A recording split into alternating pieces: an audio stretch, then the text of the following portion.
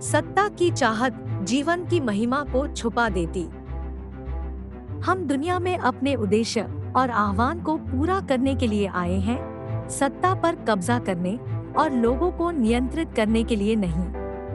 हमारे जीवन का विशेषाधिकार यह है कि हम जो हैं वही बने।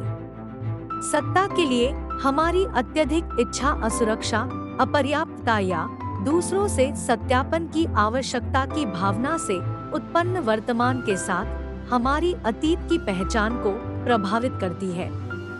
माता पिता के प्रभुत्व या अपमान की अधीनता का हमारा बचपन का अनुभव वर्तमान में उनकी कथित कमजोरियों की भरपाई के तरीके के रूप में दूसरों पर शक्ति और नियंत्रण हासिल करने की कोशिश में है।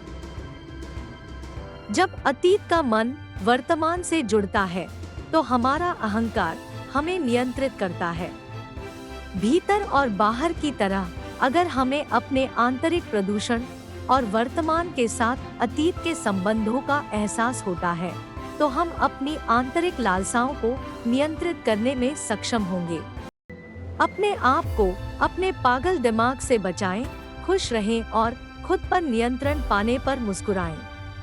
जितना अधिक आप स्वयं पर नियंत्रण पा लेते हैं, जीवन उतना ही आसान हो जाता है। जीवन की महिमा आंतरिक शांति, संतुष्टि और तृप्ति की भावना से आती है, जो एक दूसरे के साथ सद्भाव में रहने से आती है। इस प्रकार अचेतन लालसा शक्ति प्राप्त करने और स्वयं पर नियंत्रण प्राप्त किए बिना अपनी ताकत साबित करने की इच्छा के रूप में प्रकट होती है। जब तक हमारा अतीत का मन वर्तमान से जुड़ता है, हम मुक्ति के लिए पीड़ा में रहते हैं।